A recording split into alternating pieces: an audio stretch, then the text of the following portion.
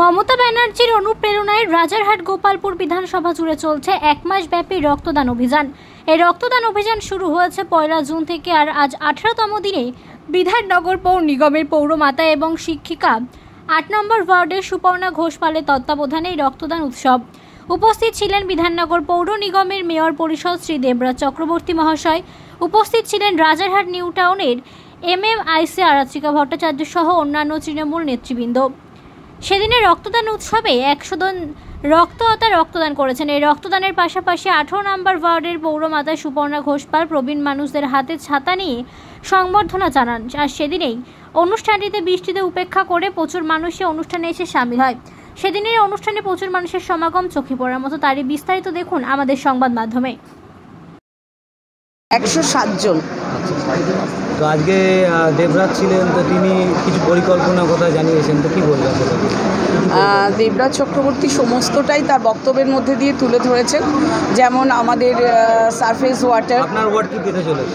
আমার ওয়ার্ডেও যেমন surface water 1 থেকে 17 নম্বর ওয়ার্ড, সেটা রয়েছে প্রায় 350 কোটি টাকার প্রজেক্ট এবং সেটা আমার ওয়ার্ড সম্পূর্ণ পেতে চলেছে। এছাড়া আমাদের বিধায়ক এবং পৌর নিগমের সহায়তায় আমার ওয়ার্ড জুড়ে পেপার ব্লকের রাস্তা হয়েছে। বিশেষ করে আমাদের যে সেচ দপ্তরের চেষ্টায় আমাদের পেপার ব্লকের রাস্তা হচ্ছে খালপাড় জুড়ে, এবং এই যে খালের ড্রেজিং যেটা করা হয়েছে তার থেকেও সুবিধা পাচ্ছি। এবারে আমরা জল জমা সমস্যা একেবারেই নেই আমার ওয়ার্ডে। আর যে নর্দমাগুলো অনেক পুরনো ছিল, এমন অনেক জায়গা ছিল যেগুলো মিউনিসিপ্যালিটির সময়কার, সেইগুলোকে আবার নতুন ড্রেনেজ করা হয়েছে এবং সেগুলো আমাদের ড্রেনেজের যে উন্নয়ন সেগুলো করা হয়েছে। লাইটের ব্যবস্থা করা রয়েছে। পানীয় জলের সমস্যা ছিল, সেটাও এখন চলে গেছে।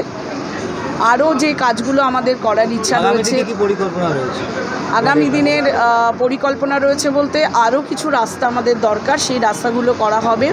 সারফেস ওয়াটার যাতে প্রতি বাড়িতে পৌঁছায় সেই ব্যবস্থাটা দেখতে হবে। আলো আরও বেশি করে আলোর ব্যবস্থা রাখতে হবে। আর ডেঙ্গু মুক্ত ওয়ার্ড করতে গেলে মানুষের সচেতনতা এই দিকটা আমাদের দেখতে হবে। এরকম আরও অনেক পরিকল্পনা রয়েছে। 26 সামনে বিধানসভা ভোট আছে, সেই ভোটে নিয়ে দলীয় তরফ থেকে কী বলতে চাই? দেখুন, আমাদের তৃণমূল কংগ্রেস মাননীয় মুখ্যমন্ত্রী মমতা বন্দ্যোপাধ্যায় যেটা তার অনন্য যে কর্মসূচি দুয়ারে সরকার, সেই দুয়ারে সরকারের মাধ্যমে তিনি যেটা করেছেন নারীর ক্ষমতায়ন, অর্থাৎ লক্ষ্মীর ভাণ্ডারের মাধ্যমে আজকে প্রতিটি নারীর তাদের নিজস্ব যখন তারা দেখছে যে তাদের মোবাইলে আসছে, যে তাদের অ্যাকাউন্টে টাকাটা ঢুকছে, একটা তো বোঝেন যে মেয়েদের অর্থনৈতিক স্বাধীনতা, সেটা একটা অনেক বড় ব্যাপার। এবং এই প্রতিটি বাংলার ঘরে প্রতিটি মেয়ের ঘরে এবং তার অ্যাকাউন্টে লক্ষ্মীর ভাণ্ডারের টাকা পৌঁছাচ্ছে। এবং যেটা আমরা দেখতে পাচ্ছি যে কন্যাশ্রী, আমি একজন শিক্ষিকা, আমি দেখেছি যে বহু পরিবার, গরিব পরিবার তাদের মেয়েদের বিয়ে দিয়ে দিত, যেহেতু পড়ানোর খরচটা পেত না, কিন্তু আজকে কন্যাশ্রী দৌলতে সেটা পাচ্ছে। আমার ওয়ার্ড থেকে প্রচুর মেয়েরা রূপশ্রীর টাকা পেয়েছেন এবং খুব বিয়ের আগেই সাবলীলভাবে তারা পেয়েছে, কোথাও কোনো বাধা পায়নি।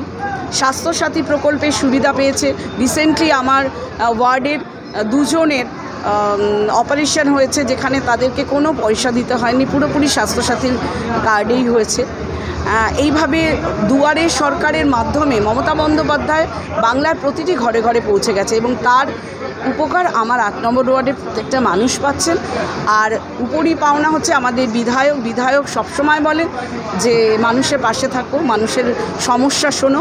আমি তার কথা মতোই প্রতিনিয়ত নিবিড় সংযোগ রেখে চলি এবং আশা করি মানুষ তৃণমূল কংগ্রেসের কাজে খুশি, আমাদের যে ব্যবহার, আমাদের সহযোগিতা, এতে খুশি। এবং আমার 8 নম্বর ওয়ার্ডের মানুষের সঙ্গে কথা বলে আমার যা ধারণা হয়েছে, তারা বিপুল ভোটে আগামী দিনে আমাদের বিধায়ককে জয়যুক্ত করবেন। আমি সুপর্ণা ঘোষ পাল, পৌর প্রতিনিধি, 8 নম্বর ওয়ার্ড।